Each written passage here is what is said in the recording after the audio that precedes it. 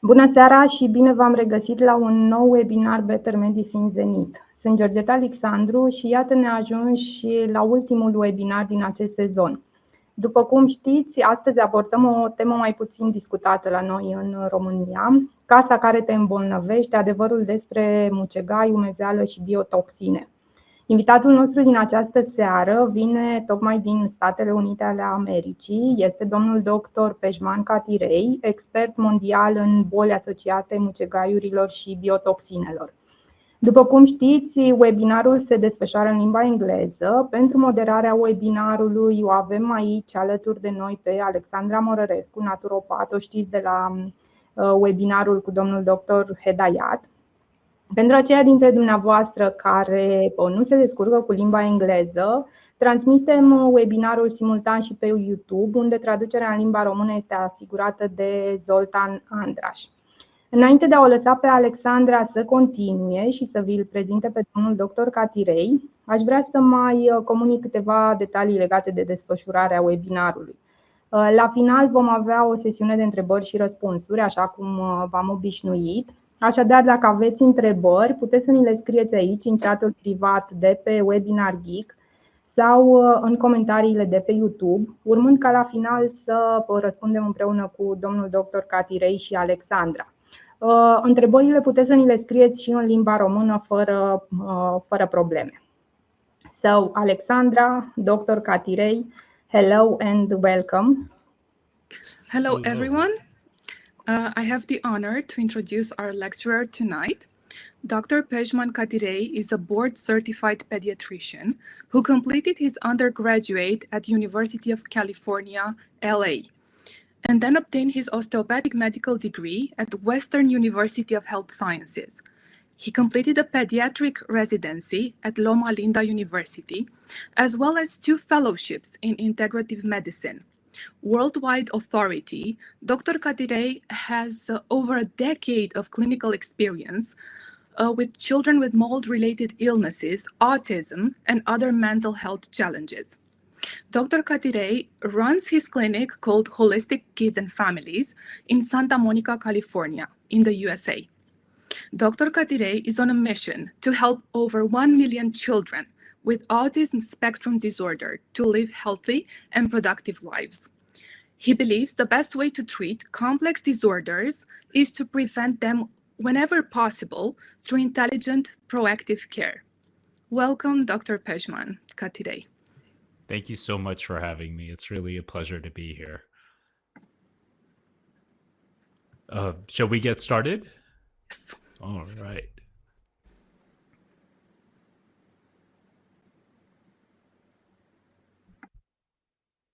There we go. So the presentation, or I should say the discussion we're going to have, is really a discussion around how the homes that we live in, the buildings that we work in, can make us sick. And this is an area that over the last decade plus now has become, the center point and focus of my practice, and really all I do, my research, everything, because over time, I've come to realize that this is such an underappreciated yet significant contributor to why so many individuals become sick. And while my focus is pediatrics, and especially kids with neurodevelopmental challenges and autism, I created this presentation in a way where even adults who are watching this presentation can benefit, because this impacts adult autoimmune disease. It impacts the gastrointestinal tract in children and adults. It can lead to neurodegenerative disease and a plethora of other conditions and challenges. So the applicability and really the relevance of this information goes well beyond just pediatrics. For me, all of this training that I have done, including, work with Dr. Kamyar Hedayat, who is one of my greatest mentors, was really to better understand why children get sick and why they struggle the way they do. And for me, there's this constant questioning and this constant digging of why do these things happen? Because I believe everything in the human body happens for a reason. There's nothing that happens arbitrarily. There's nothing that happens accidentally. Everything has a reason. And the question is, are we intelligent enough and capable enough in understanding why those things happen? So the purpose of this presentation is really multifold. The first is really for you to understand how prevalent and common this exposure is. What are all the human systems that get impacted? And then through these physiological imbalances, how does that look like, right? How would you identify that in your patient? Then we will talk about the testing and the various limitations that are a part of it, which I believe is one of the fundamental pieces that keeps a lot of people from recognizing this. Because the treatment part, which we're not going to discuss, which would be, hours long in of itself, is, believe it or not, the easier part of this. I believe the most significant thing that happens is most physicians and providers really miss this, and they start thinking about the gut, they start thinking about all of these other things, and they miss the environmental exposure because they don't know how to look for it, or they know how to look for it and they test it, and the testing doesn't reveal exposure, which then causes people to go looking for other reasons. Let's see here. There we go. So one of the things that I believe has happened is over the last decade to two, because of all of the exposures that we've had, unfortunately in Romania and parts of Europe, the environmental toxin load is much less than the US. And I believe why we're seeing a bigger problem in the US than in other parts of the world is because of the fact that, fortunately you have done a much better job controlling the exposure to these toxins. But nonetheless, sadly, these toxins are everywhere. The phthalates, the plastics, air pollution, all of these things have compromised the human physiology. And COVID just threw another layer of imbalance on top of this, which has created the most physiological vulnerable population, especially in the children, that we've ever seen. And because of that, human beings are now far more susceptible to mold toxicity or biotoxin illness than ever before. But it's not just that. It's when you add biotoxins on top of everything else, that's when you start having significant problems. Because a resilient gut, a resilient microbiome, very robust pathways in detoxification are what keep us healthy. And when these systems get compromised, and then when biotoxins come on top of that, that's when you start getting disease. And these are all the things that we're going to discuss in this presentation.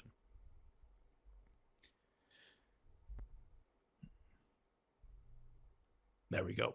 So in the US, 1 in 3 individuals are exposed. And you say, well, that's great. What about Europe? From the data that I could find in the EU as a whole, 1 in 4 individuals are being exposed. And I would, from the data that I gathered, somewhere around 20% to 25% of homes, probably in Romania, maybe more, have contamination. So this isn't a rare problem. And if you look at some of the statistics, just in general, this problem is not just limited to the United States. And because of this, chances are a lot of your families and patients and perhaps yourself have contamination, whether you know it or not, which is then causing physiological imbalances, which are then leading to disease. And this is just the prevalence by various countries. You're welcome to look at this in more detail later on. In the UK, where they have a little bit more data, 1 in 3 homes have. And then for those that are renting, one of the big points in this is if an individual is in a rental property, which is what I see in the US, you can see the prevalence of that is significantly higher. Why? Because usually landlords that are renting, like they try to keep the home, relatively nice, but they're not going to invest the resources to keep everything perfect, because at the end of the day, they're trying to make a profit. So chances are, again, quite a few individuals in Romania are being exposed. And as a result of that, this is not a minor problem. This is probably far more widespread than we realize. And one of the things that happens is when you add any kind of paper, and gypsum board, sheetrock, drywall, as we call it, creates this condition where, and it could be wallpaper, right? It could be cardboard boxes. It could be anything. When you have something that allows mold to grow and you add humidity to that, you end up getting this contamination. And it doesn't take a lot for that to happen. It could be a simple roof leak. It could be, high levels of humidity with a home where the moisture is not well controlled because the air conditioner isn't working or whatever else. So it's very, very easy to have a problem. And even old homes that have plaster, right, just concrete all the way through, even those homes have susceptibility. Because one of the things that happened is when we decided that we needed to make homes energy efficient, which is obviously very good for the environment, that energy efficiency came at a cost. Because 30 years ago, homes around the world leaked, right? Part of why they were energy inefficient is because they constantly leaked. Air came in, air came out. And part of what we did in the process of making homes energy efficient, which is throughout the world, is we sealed the homes, right? Energy efficiency comes by sealing the home. Airtight construction, air sealing, insulated windows. And what we did through that is basically we created a encapsulated environment in our homes where now, unlike 30 years ago, the homes don't breathe. So if there's any kind of moisture problem, if there's any kind of contamination, 30 years ago, that contamination was constantly being exchanged, right? Fresh air coming in, toxic air being blown out. Whereas now, because of everything, these homes are now encapsulated, which means all of these toxins are now trapped in the envelope of the home.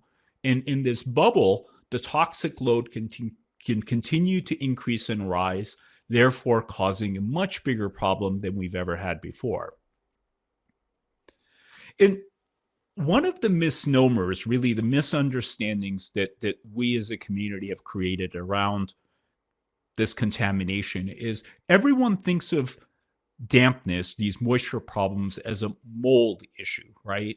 That, we have mold in our home and mold is what's causing us to become sick. And that is actually entirely incorrect. So when there is a moisture problem, and as you can see in this, this was actually one of the families that I took care of. They sent me this picture. Mold, which is this black stuff that's growing everywhere, is indeed one of the things that starts growing. But the mold itself is not what causes individuals to get sick. These molds release mold toxins, mycotoxins. But in addition to that, what also happens is you get this plethora of bacteria, gram-positive and gram-negative bacteria, which release their own set of toxins and particulates and compounds, which then in combination to everything else, right? You've got the mold toxins, you've got the bacteria, you've got the bacterial particulates, you've got the volatile compounds. All of these things together is what causes individuals to get sick, which is what we call biotoxin illness. And when you add climate change to this, right? Heavy rains, flooding. This was a study out of New Orleans where they were looking at what happened to mold growth. And what they found is when there's a flooding, when there's significant water damage from a weather event, rates of mold go up to 45% with heavy amounts up to 1 in 2 or 1 in 5 homes. And with this, they looked at what happens with the rates of autism. And you can extrapolate neurodegenerative disease because it turns out they have very similar pathophysiology. Rates of these conditions, specifically here autism, went up threefold. So the toxicity, the inflammation, all of the things that come with this exposure can drive a lot of disease. And what we see in parts of Europe is many countries or cities in Europe are flood prone. So we have this condition where between climate change and these weather events and airtight buildings and the use of drywall now, across Europe, and it's highly prevalent in the US, fortunately less prevalent in Europe, we've created this condition where our homes are no longer as healthy as they used to be. And we'll skip that. And where this leads us is to this current misunderstanding where the conventional medical community still adamantly believes that mold does not cause illness. And this is one study where these authors go outright and say there's no scientific evidence that mold has anything to do with the various symptoms that people present with. And mycotoxins, mold toxins, have been falsely associated with autoimmune disease, on and on and on. And these authors actually have a point, because it's true. Mold in of itself cannot cause disease.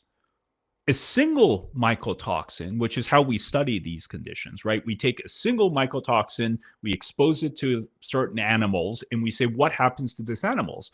In small amounts, a single mold toxin, and certainly the mold spores, do not cause disease. But what is the reality that our families and patients are faced with? When there's contamination, there's never a single mold toxin. You get this plethora of different mold toxins that are released. But then if that wasn't bad enough, you get all of the other microbial compounds. So you get bacterial toxins, microbial volatile compounds, microbial particulates, and we're going to talk about these things. So really what we get is this soup of toxins that are floating through the air in combination.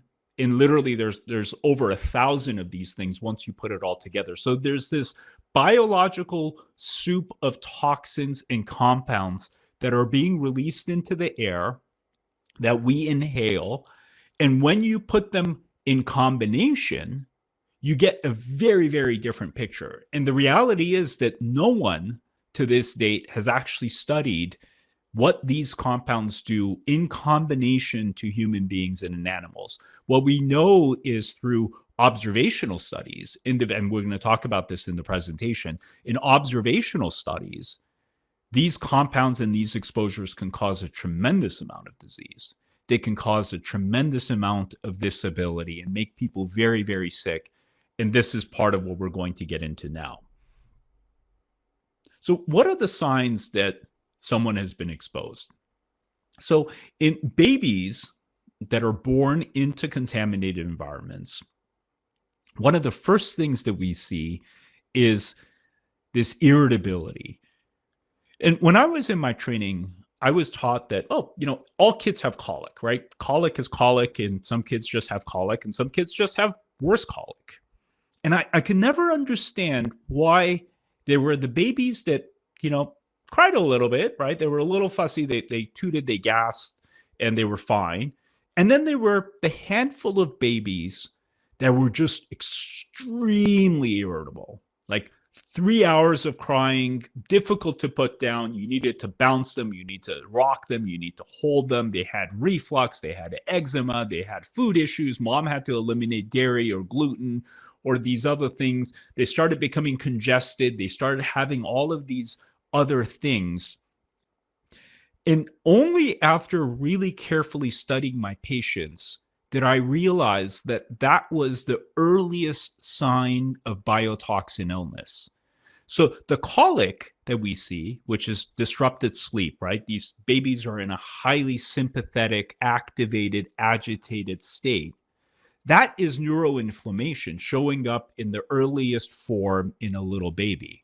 The reflux that they develop, the food sensitivities, the eczema, that is their gastrointestinal tract being disrupted. The microbiome is disrupted, the gut barrier is disrupted, there's gut inflammation, which then causes them to reflux, which then causes them to have the food sensitivities. So all of these things that we see in these children, which we have attributed to just being normal childhood challenges and issues, are actually the very earliest first signs of exposure once you start looking at it in this different way. What happens later on? There's a little bit of a different presentation. So let's say the baby was born in a home that wasn't contaminated. But then the family moved. And then at the age of 2, at the age of 5, they moved into another home. And then all of a sudden, the child started having weird issues. They started becoming congested. They started having ear infections, pneumonias, bronchitis. They started having asthma, even though they had no asthma before. They started becoming picky. They started having sleep issues. They started becoming more tired, more lethargic, not wanting to be as playful or active. They started developing constipation, diarrhea, gas, bloating. They start having cavities. What are cavities? These severe cavities. And I'm not talking like a single cavity. I'm talking the kids that have like 4, 5, 6, 7 cavities. They need a root canal at the age of 6 when their teeth are completely degrading. That breakdown in enamel is actually a mineral malabsorption in the gastrointestinal tract. And when there's a mineral malabsorption, the teeth, the enamel, do not have the calcium and minerals they need to form that dense enamel that actually protects the tooth. They start developing weird sensory findings where now environments are too loud and they're getting overwhelmed. And we're going to talk about all of these in the presentation, but I want to give you the high level view first. So these children become more sensitive. They start having issues where clothing is uncomfortable. They have all of these things where they're far more sensitive to the world than they used to be. They start developing weird patterns of fear and phobia. They become obsessive. And I would argue that these findings are also actually common in adults. So in adults, we just label as someone who's obsessive and anxious as, oh, you just have OCD. Oh, you just have an anxiety disorder. We never put 2 and 2 together to say, well, God, this person also looks depressed or also really tired. They also have severe brain fog. They also have weird pains, aches and pains. They have fibromyalgia, their neck hurts, their back hurts. They start having these joint issues. They've got inflammation. These are all signs of biotoxin exposure. And when we start looking at these presentations in a different light, I am willing to bet you, and for those that are listening, chances are some of you are thinking like, you know what? I actually know someone that looks exactly like this. Once you start identifying these, it becomes really difficult to undo what you have seen. And part of what I want to do with this presentation is now help you understand why these things happen. Because I believe the first and really most important thing we can do is learn how to recognize this exposure is happening and understand why these individuals develop the challenges that they do. Because if you can do that and understand how to test for it to confirm this exposure, that is 60% of what you need to do right there. So a lot of times people misunderstand that this exposure doesn't affect the body. And that's one of the common misunderstandings that are really perpetuated in the conventional medical community. And these are 4 different studies, 4 different published studies that basically all say the same thing. That when an individual, these are mycotoxins, so mult toxins. So when an individual is in a contaminated environment and they are inhaling these toxins go through our lungs, enter into the bloodstream, and go systemic to affect all of our organ systems. And they all basically say mycotoxins can be detected in human tissue, body fluids, in those that have been exposed. Trichothecenes, which are mult toxins, are present in the serum of individuals that are exposed. So all of these studies, 4 different studies, are saying basically exactly the same thing. This was an interesting study where they looked at endotoxins. So now these are bacterial toxins. And what they were looking at is, do these toxins also show up in the bloodstream of individuals who have been exposed? And the answer is yes. So it's not just when we're exposed to mult toxins, and those mult toxins enter our body. It turns out bacterial toxins and all of the other compounds and volatile gases that are released also enter into our body and go into the bloodstream. The sad part of this is of all of the individuals who are exposed, little babies are perhaps the ones who are harmed the most. So these are studies looking at where do these toxins go once they are absorbed systemically. And it turns out that one of the places they go is into the breast milk, right? The mammary glands are basically there to condense, right? Condense all of these nutrients in this nourishing milk that the baby consumes to then thrive and grow. Mammary glands are basically filtration devices, right? They filter out all of these different compounds, right? Hopefully beneficial, and then concentrate it into the breast milk and pass it on. Mammary glands are also very good at filtering out toxins. So one of the things that happens when a pregnant mom is exposed, because it can pass through the placenta, is that pregnant mom not only exposes her baby in utero to these toxins, but also when that baby is now born, every time that baby comes to nurse, that baby is getting a dose of mycotoxins that then affects every physiological system in their body. And this is the part that makes me sad, because when this happens, as we'll discuss, multiple systems from the mitochondria to the immune system to the gastrointestinal tract to the microbiome are all affected simultaneously, which then causes tremendous physiological harm to these babies. The beautiful part of this is once we understand this and we understand how to identify this, we can prevent all of this. And that's one of the things that drives me in having these discussions and helping others see this. Why this is important for those of you that are pediatricians listening is, as you know, a baby in the first year or two is priming their immune system. They're developing their microbiome. They're developing all of their neural pathways, right? There's tremendous neuroplasticity happening.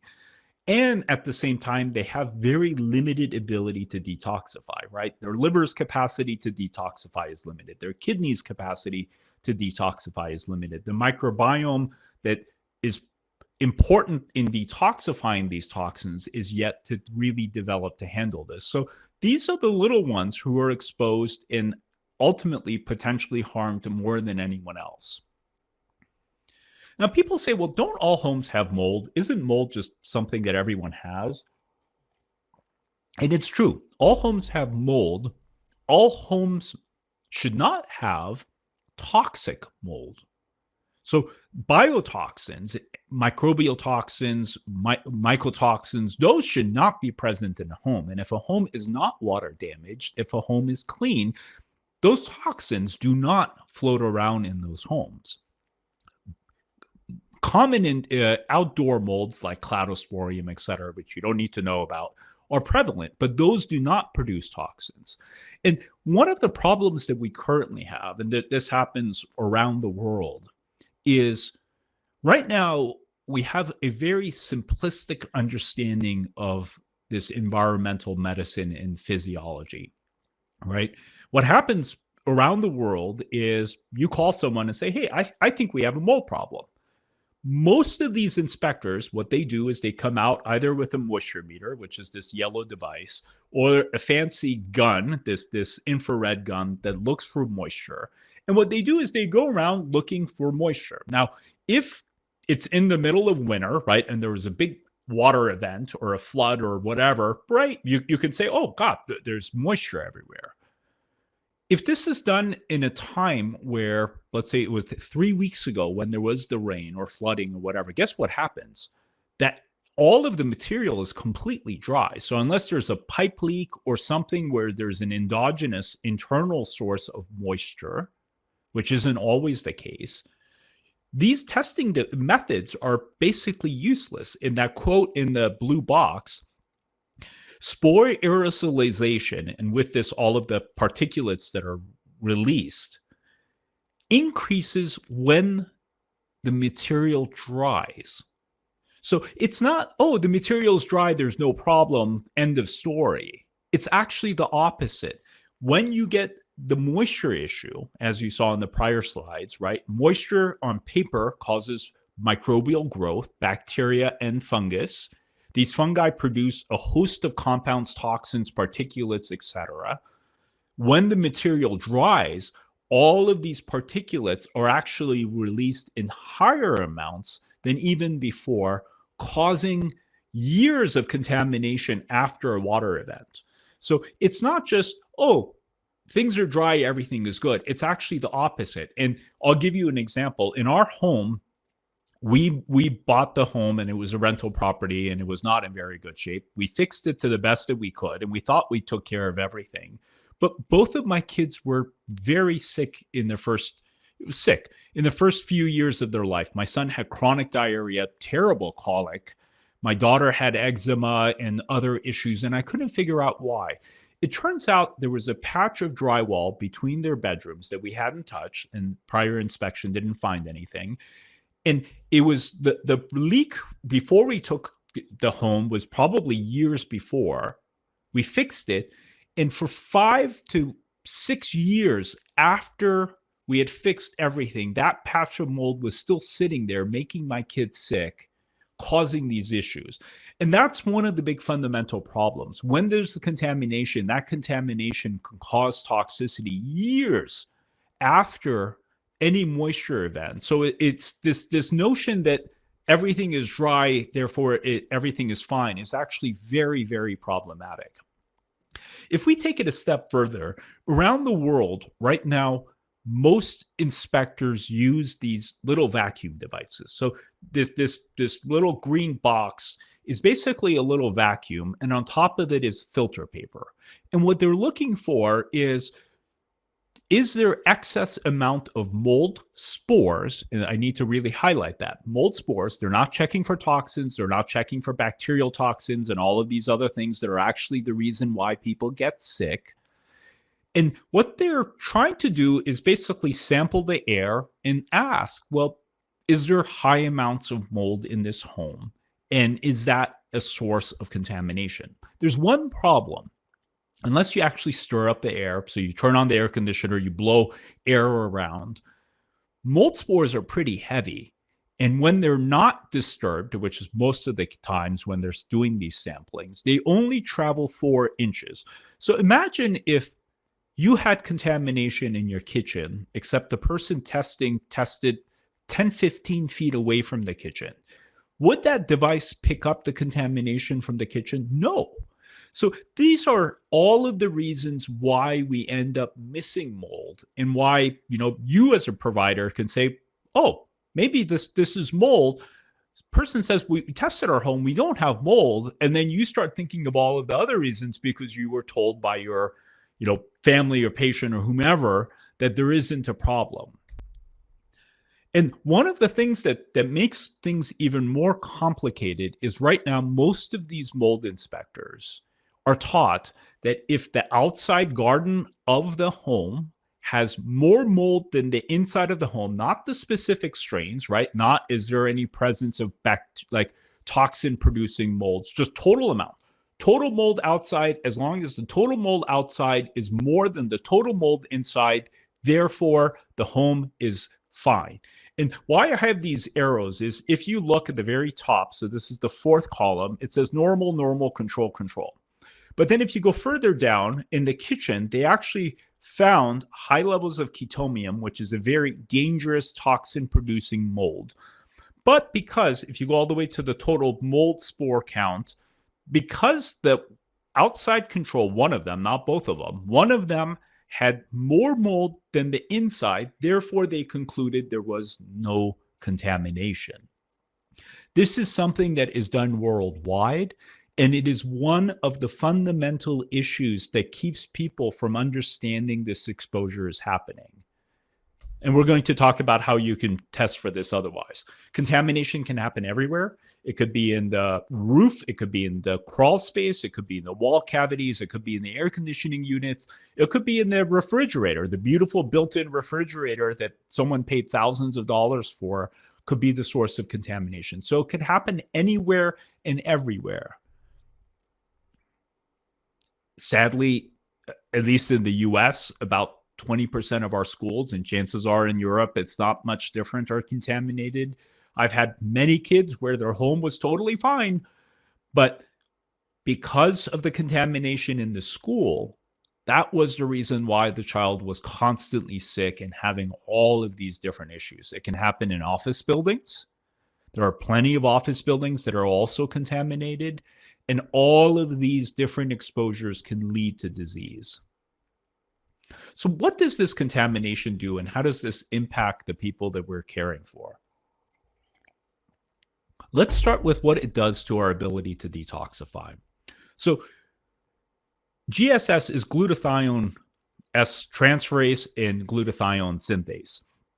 And these are basically key enzymes that we need to produce glutathione. And as you all know, glutathione is the most important antioxidant and key compound we need to detoxify, right? The liver uses it to detoxify. We use it intracellularly to fight oxidative stress.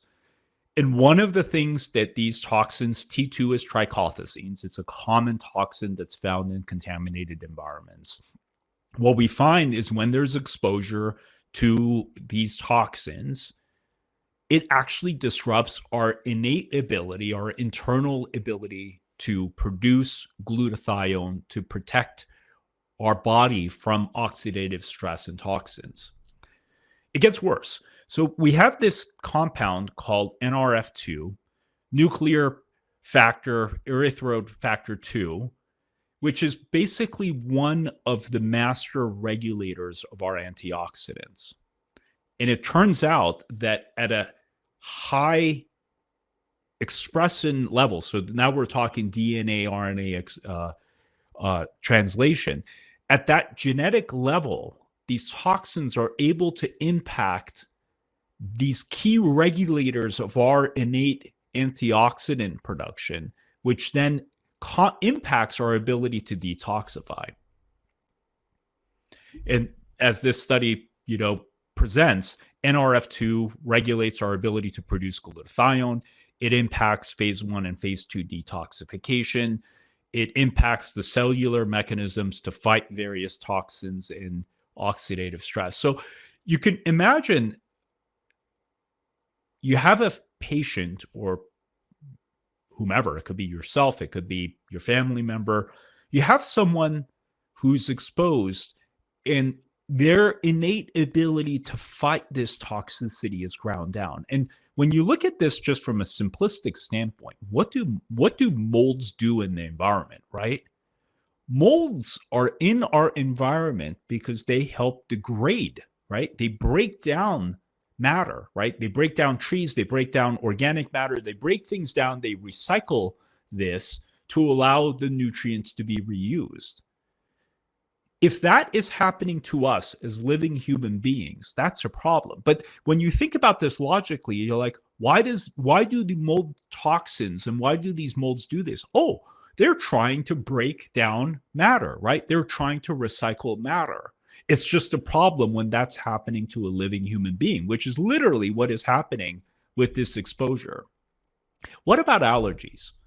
So one of the most common presentations is this congested state, right? This congested, inflamed state. And what I want you to do with this is understand the high level presentation, because if you can just remember that, the details are just there to support this.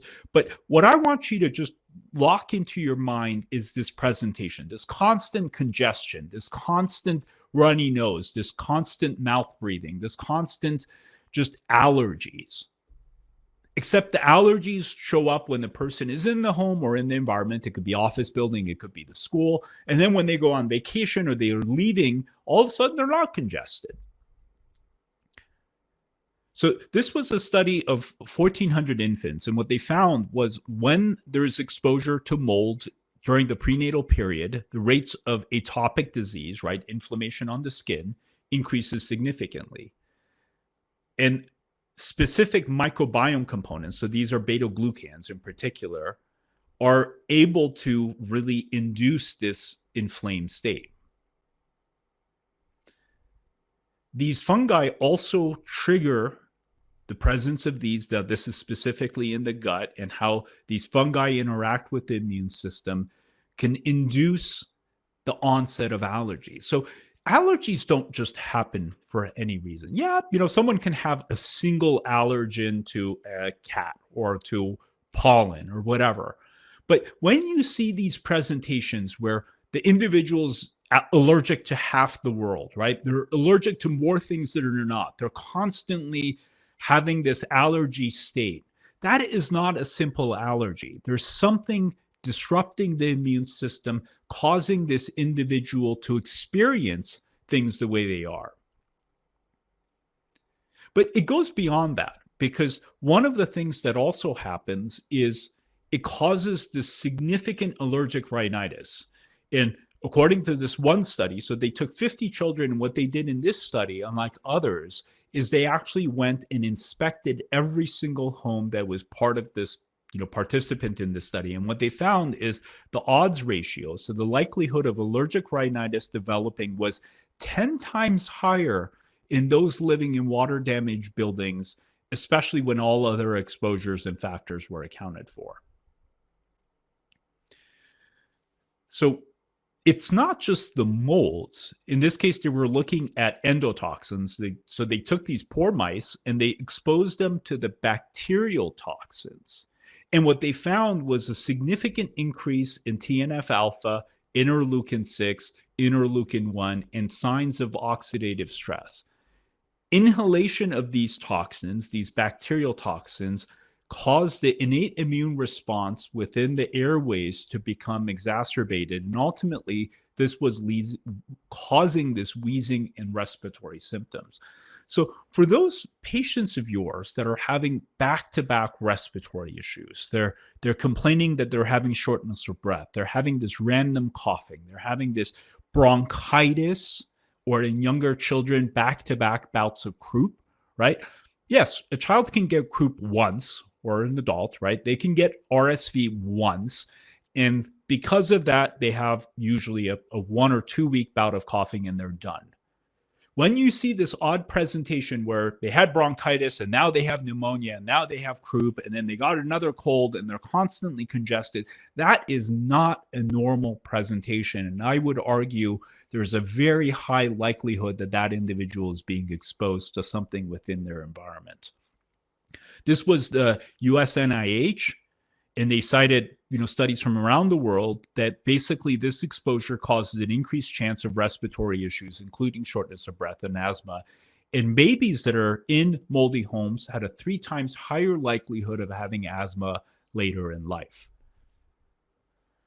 This was a European study where they took almost 18,000 children that were exposed to mold. And what they found was exposure to dampness and mold in the home were significant risk factors for asthma later in life.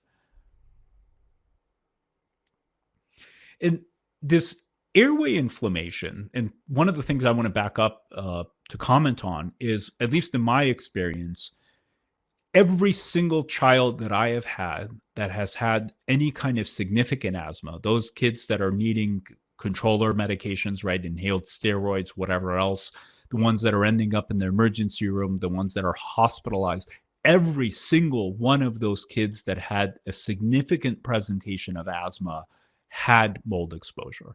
And in my experience, at least, and I'm obviously biased here, but in my experience, at least, those children, when they were removed from the moldy, contaminated environments, within usually 2 to 3 months, their asthma symptoms improved significantly. Did they still need albuterol when they were running? Did they still need albuterol, once a week here and there? Yes. But were they ending up in the hospital? Were they going to the emergency room? Did we need to put them on 2 different kinds of inhaled steroids and whatever other biologic to control their asthma? No. And I want you to just really start contextualizing why your patients experience what they do and why we as a community see the kinds of things that we do. But it goes beyond this. So this was 11,000 adults monitored in Europe. And what they found is the adults that were in damp and moldy environments had increased rates of snoring, disrupted sleep, and disrupted airway issues. So these adults that have chronic obstructive sleep apnea and they're just constantly, their airways are constantly inflamed, may all be exposed to mold. And the reason why they're having it is because of this exposure. This was another study looking at children that were exposed. And what they found was when children are exposed, they start developing adenoid hypertrophy. And when you think about it, adenoid and tonsillar hypertrophy, why does that happen? The body is trying to protect us from some kind of toxin or irritant, right? What would cause such significant inflammation in our airways to elicit this profound and significant immune activation in our sinuses or in our airways, right? In the mucosal membranes of our airways, to then cause the adenoids and tonsils to get enlarged. Mold and dampness could be one of the reasons. And at least in my experience, one of the common things that I see is it's not just that children have enlarged tonsils and adenoids, right? They're also allergic. They also have ear infections. Usually they have other things going on. And especially when you see that larger presentation, that becomes pretty indicative of mold. Let's talk about the immune system.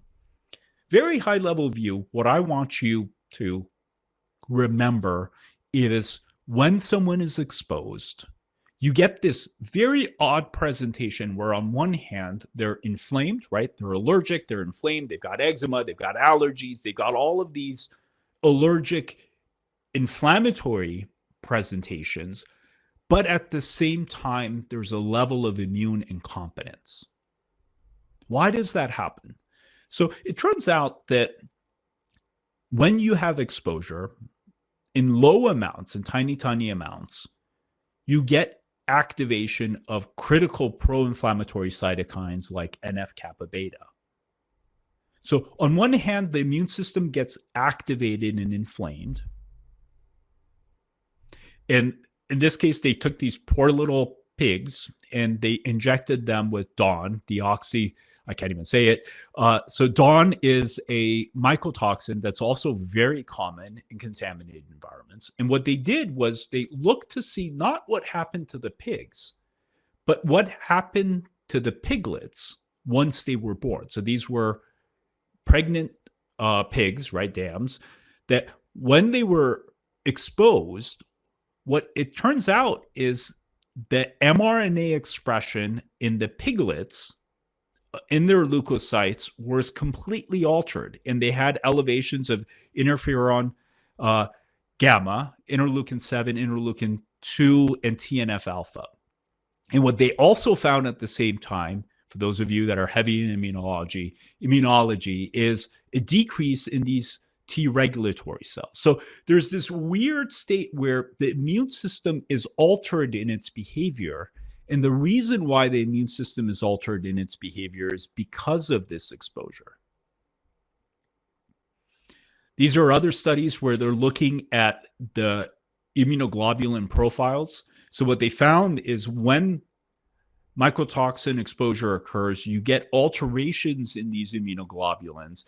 And for those of you that take care of children who are sick, and you've ever run antibody profiles against various vaccines like the pneumococcal vaccine, and you get this flat line where there's barely any antibody production, one of the things that I see commonly as a cause of that is actually this exposure. So the immune system's ability to appropriately respond to infections is compromised, which is why these individuals get sick back to back, right? They get one infection. As soon as they clear it, they get another infection.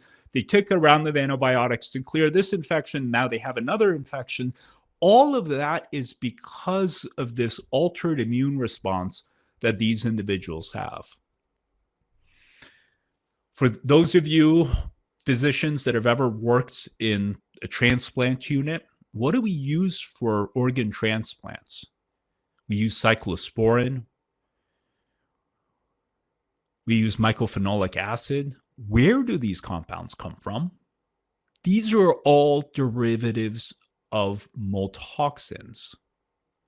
So most of the immunosuppressive compounds that we use are actually derived from the toxins that molds produce.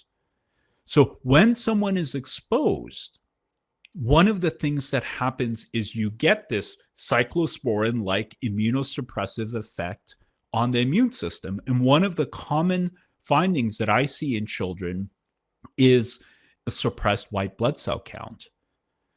Before I piece this together, I would see these children that would have, white blood cell counts of 4,000, 3,500. And I would just shrug my shoulders and say, oh, that's weird. But I talked to the immunologists before and they're like, oh, it's not a big deal. It's normal. And why do we call it normal? Because we don't know what else to call it, right? We know it's not cancer. We know it's not a true immunodeficiency. But then because it's not cancer and a true immunodeficiency, we just brush it under the rug and say, well, then it must be normal. If you pay very close attention, what you'll also find in many of these patients is a reduction in their neutrophil count. And I have some kids that are exposed where their neutrophil counts are 600, they're 800, which is kind of post-chemo cancer territory. And it's not because they have cancer. It's not because they're on an immunosuppressive. They are immunosuppressed because of the environmental exposure.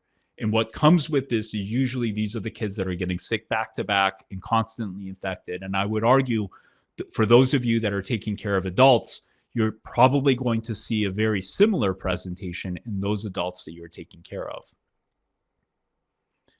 Simultaneously, while we have this abnormality in the immunoglobulins, we have a suppression of the lymphocytes, you end up getting an activation of the pro-inflammatory cytokines. So these are 5 different studies looking at bacterial toxins. So endotoxins are toxins produced by the gram-negative bacteria that are capable, and we know they are inhaled, we know they go into the bloodstream, and with that, they can trigger profound levels of immune activation. Interleukin-6 triggers all kinds of other immune cascades.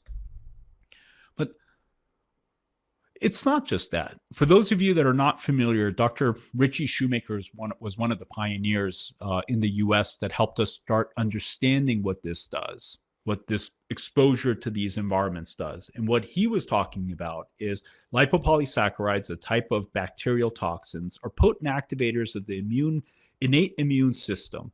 And the relevance of these toxins in environmental exposure has been underscored, and CIRS is chronic inflammatory response syndrome. And one of the things that he has talked about is how we get this very complex immune activation that then shows up as joint pain and fibromyalgia and this chronic inflammation that's impossible or very difficult to control unless you're using biologics or whatever else. And all of this is due to the environmental exposure. Let's now shift gears and talk about the mitochondria. So how does this fit into what we see? In little kids, when there's exposure, these kids show up with delayed milestones. Why are these kids having delayed milestones? Why are they late to crawl? Why are they late to walk? Why are they late to run? Because they have hypotonia. If you pay very close attention to these kids, what you see is they're just kind of floppy and they're kind of flimsy and they're weak. And as a little baby, why I love working with kids is I find them to be beautifully simple. All right. Kids do what they're capable of doing and what they like doing, and they don't do what they don't like to do. So if something is too hard for them, right? If they're weak and they try to get on all fours and it's just too hard for them, what do? They don't do it, right? So children show us early on why they're having the issues, right? So the reasons why they're not walking and crawling is because they have low tone. Why do they have low tone? Because of the mitochondria, right? The mitochondria are what give our skeletal muscles the power they need to contract. So when you have a deficiency in energy production because of the mitochondria, the contractility of the skeletal muscles decreases, which then causes us to have weakness and low tone, which then causes these babies to have issues in developing these gross motor skills. How does it show up in an adult? Chronic fatigue, one of the most common findings is I'm just tired all the time. My God, I just slept 8 hours and I could barely get up. It's 2 o'clock and I need 4 cups of coffee because I'm about to fall asleep. Regardless to what I do, I just can't seem to have the energy. Where do the mitochondria also affect? Because it's not just the muscles, the brain, right? The most energy hungry organ in the body is the brain. So when you have an issue with energy production, right, aka some kind of mitochondrial error or energy production error, that causes a severe state of brain fog, because now our neurons are not firing, they're not connecting, they're not doing all of the things that they need to do, causing us to have this weird state of brain fog and just difficulty thinking. Let's look at why this happens. Well, actually, before that, part of what I want to touch on is there are a lot of people talking about how the mitochondria affect things, including psychiatric conditions.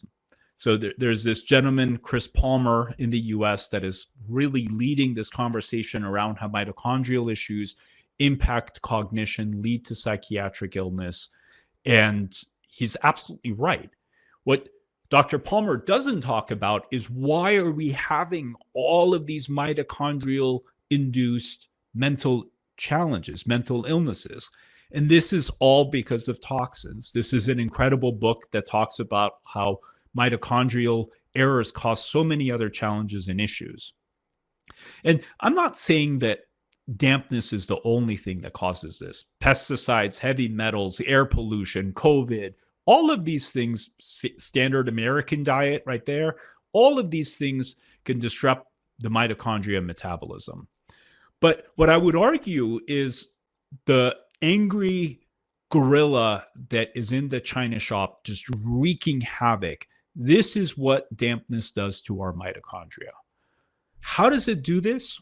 Well, one, through the inflammatory response that the endotoxins produce, right? We talked about how several studies show that endotoxins can trigger interleukin 6. Guess what interleukin 6 does to the mitochondria? It basically causes the electron transport chain, right? This fancy little process that we use to take food and turn it into energy, right? It's like a little generator. That generator conveyor belt process, interleukin 6 can basically derail that entire part of the electron transport chain.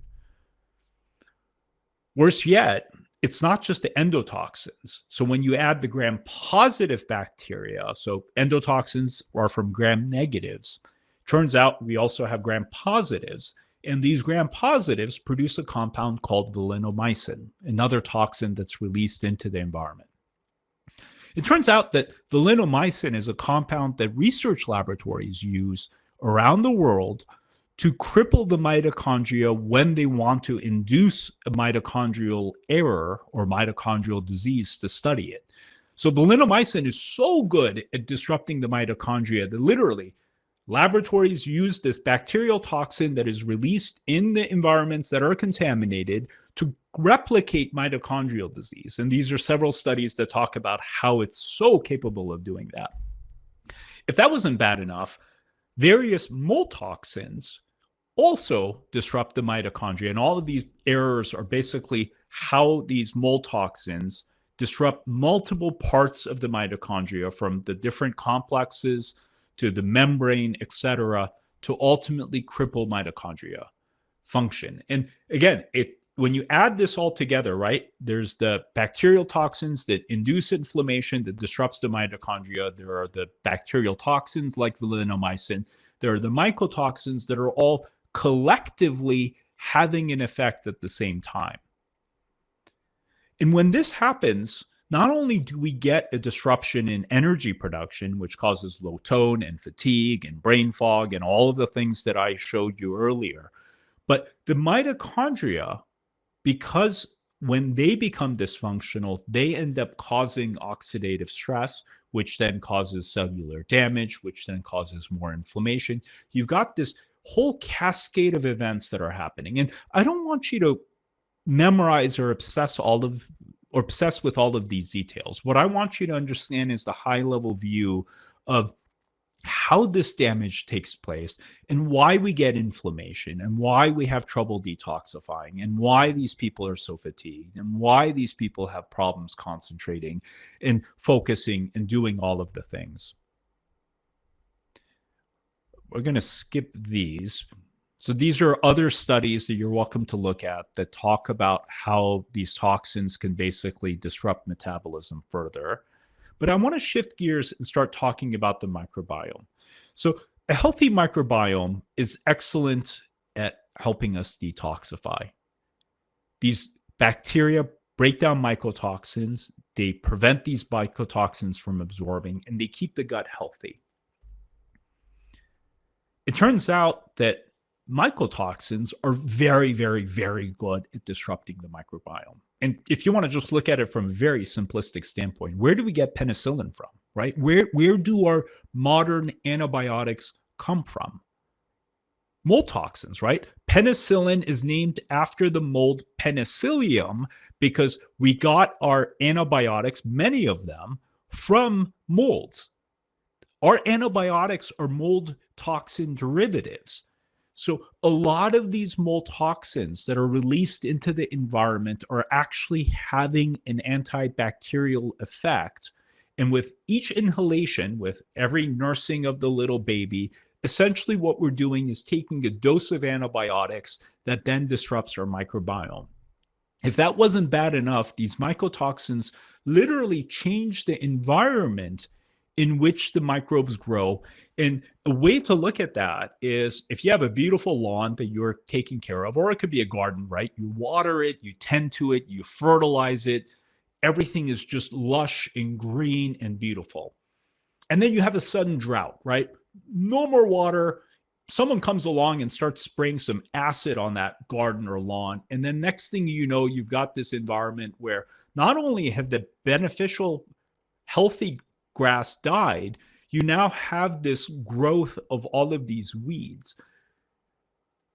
Mycotoxin and damp environments literally change the environment within the gut, which causes the beneficial bacteria to not only start dying off, but actually have trouble growing. And in the process, they cause the pathogens, the Clostridium, the Candida, all of these opportunistic pathogens that are sitting in our gut. All of us have Candida. All of us have Clostridium. In a normal setting, the beneficial bacteria keep these pathogens in check. When the environment changes, it no longer are the bifidobacters and the lactobacilli and the firmicutes and all of these beneficial bacteria, when they no longer have the ability to thrive, it allows the pathogens to start growing, which then causes this dysbiosis to take place. At least in my experience, when you don't take care of the environment, this dysbiosis is a nightmare to get rid of. Mycotoxins can basically disrupt every layer of the gut, and we're going to talk about this. So it disrupts the immune system in the gut, which then compromises the immune system at the gut level to produce immunoglobulins. And we're going to talk about why that's important. Immunoglobulins, what we don't oftentimes realize is one of the ways that our body uses to maintain the gut microbiome is actually through the immune system. We think healthy diet and avoid antibiotics and whatever pesticides is the key factor in maintaining a healthy gut microbiome. But then when you look at it, there are plenty of people that smoke and drink alcohol and eat the worst of all foods, right? Fried foods all the time, not a vegetable in sight, and their gut is perfect, right? They develop no gastrointestinal issues at all. And then there are those individuals that eat the most pristine diets and they're eating every vegetable under the sun. They're avoiding pesticides like the plague. They don't smoke, they don't drink, they don't do anything, and they still have gut issues. The difference in these two cases, on top of the integrity of the gut, is the immune system. Why is that important? So secretory IgA, one of the immunoglobulins, is the first line of defense in protecting the intestinal epithelium from enteric toxins and pathogenic microorganisms. How it does this is by clearing these antigens and microorganisms, and therefore influencing the composition of the intestinal microbiota. Imagine you've got a town. You've got a town. There are some bad actors in this town, right? Some thugs, some not good people. Except you've got a really terrific police force. And the second these thugs and bad actors start doing something, right? They rob someone, they do something, police come, take that person, remove them from the population stays healthy. What if the police force suddenly developed chronic fatigue and every single person that was there to protect the town is gone? Now the thugs rob here, they attack this person, and nothing happens. And then all of a sudden you see there are even more of them. And they're becoming more aggressive and they're becoming more invasive. Now they're damaging this person, they're robbing that person, they're killing that person. Literally the same scenario happens within our gut when the gut immune system is disrupted. And one of the primary reasons why this happens is because of this. You take it a step further, not only do these mycotoxins and various other toxins disrupt the immune system, which then causes the microbiome to start getting bent out of shape, it also causes a leaky gut. So it disrupts the gut barrier at multiple different levels. And because of this, and the reason for this study is to show just even how tiny amounts can cause this disruption, and how inhalation of these toxins through the bloodstream causes even more damage. So inhalation, bloodstream, these toxins go through the back door into the gut, causing a leaky gut, causing a compromised gut barrier. And this allows the entry of various proteins, including flu proteins, to show up. And what does that do? It causes food allergies. It causes food sensitivities. So for those of you who either yourself or your family member or one of your patients has this weird scenario where they're sensitive, reactive, or allergic to more foods than not, and we're not talking just one food, right? They have to avoid this and they have to avoid that, and now they're allergic to this and now they're reacting to that. That is a reflection of their gut barrier becoming increasingly compromised, allowing this interaction to take place. And these authors argue that because these toxins can show up in breast milk, in infants, this deserves extra attention, because when infants have a disruption in their gut barrier, that leads to allergies later in life. When the gut is disrupted, that triggers brain inflammation. And when that happens, a whole slew of psychological and mental challenges start taking place. So this is going to be the last part of the presentation before we get into testing. But I want you to look at the gut as basically this dam, right? You've got this dam. It's holding back all this water. Various toxins are trying to damage this gut, but overall the gut is holding itself together until, hang on for a second. Oh, sorry. Something changed here. Except what happens when this gut is damaged, because now various toxins, including mycotoxins, have now caused a big gaping hole, and now all of this water is gushing through. What is all of this water? All of this water that this dam is holding back is not just the bacteria. It's all of the bacterial toxins, right? We have trillions of bacteria in our gut, many of whom are able to produce various toxins, including the bacterial toxins that we inhale from the environment. Why is that important? It turns out that when you have disruption, these toxins can translocate, which means they absorb into the bloodstream. And these toxins are the most potent neurotoxins known. So because the microbiome is disrupted, because the gut barrier is disrupted, because the gut immune system is disrupted, that allows a lot of this to happen. You get a very compromised gut that leads to food sensitivities, it leads to food allergies. The most sinister thing that leads to is the release of all of these bacterial toxins that then wreak havoc on the nervous system. Why is that important? We're going to go right into here. So for those physicians that have worked in an ICU, I'm sure you've seen septic shock, right? That is basically an overwhelming amount of lipopolysaccharides that causes massive immune dysregulation and basically organ shutdown. It turns out that in small amounts, and in this case, they took healthy adult volunteers and somehow convinced them that it was a good idea to inject them with these toxins. And what they found is a robust activation of the immune system in the brain. And a relatively mild dose of blood endotoxins, less than what's found in Alzheimer's, can activate this immune response. What we see is a lot of different conditions, Alzheimer's being one of them, could be possibly tied to this immune activation. And this is a study for those of you working with adults that I would highly recommend you check out. So Brown has published a few different studies. This was one of the first ones.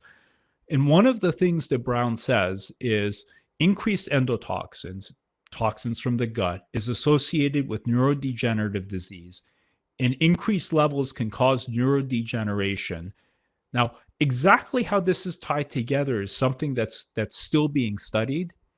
But one of the things that I see in some adults, this is sometimes parents or even grandparents of the kids that are living in the same environments, is this significant and rapid cognitive decline where the person was mentally intact a few years ago, and now they're becoming demented and they're forgetful, and they're not just forgetting a few things. Literally, they are developing dementia within a few years of time. And this could all be tied to this exposure. One of the things they highlight is how this exposure can lead to the amyloid plaques, right? The tau proteins that we see, and the various other things, including the loss of synapses and so forth, that is ultimately tied to Alzheimer's.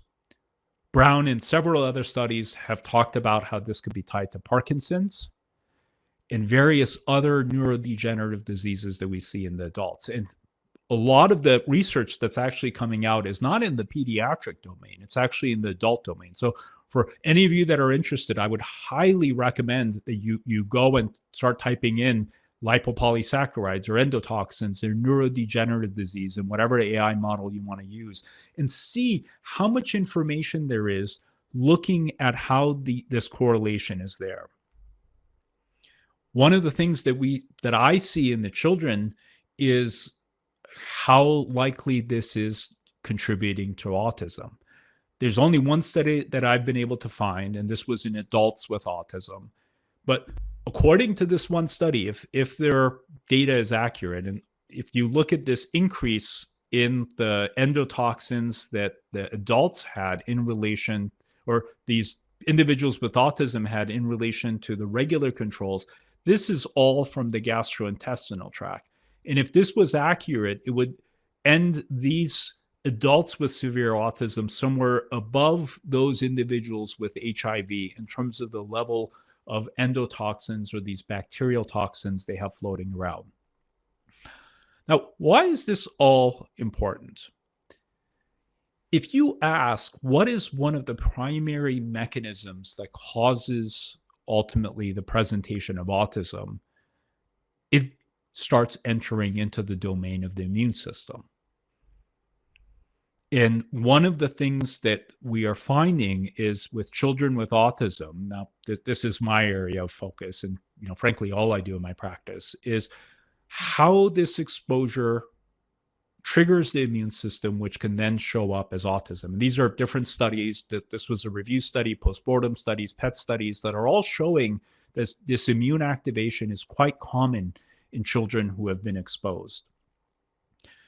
Not to say that mold exposure is the only thing, right? Lyme infections, heavy metals, viruses, including COVID, bacteria, pesticides, can all trigger immune activation.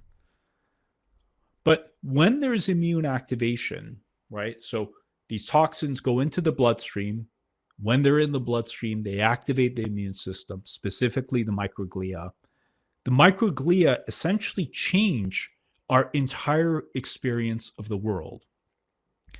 And how that shows up, and I would argue that you may be seeing some of this in your adults. So it causes a very irrational pattern of fears, irrational patterns of OCD, and just this very rigid way of seeing things. You get issues with in the kids' motor planning, so they're kind of clumsy and they don't know how to move their bodies. They have issues with sensory processing, so the world is overwhelming to them. Places are too loud, environments are too loud, clothing is too itchy. You can't comfortably wear certain shirts. You start getting restrictive eating. And not that I'm an anorexia specialist, but one of the things that I see is sometimes severe restrictive eating where the child only wants to drink formula and French fries. And that is a sign of neuroinflammation. Usually with that, you get weird patterns of sleep disruption. So this is really the high-level view that I want you to just keep in mind, because what you'll see as you start zooming out is the person that's exposed doesn't just have brain fog. They don't just have fatigue. They're also a little anxious, and they also have some OCD, or they have allergies, and they have ear infections. There's a larger pattern that presents, and this is all potentially tied to the exposure. What are the microglia? So the microglia are the immune cells, the primary immune cells in our brain that are there to basically protect the brain, repair the brain, and keep it from harm. And when they're activated, they basically become aggressive. They become violent. They have this mental break that then causes them to go into attack mode.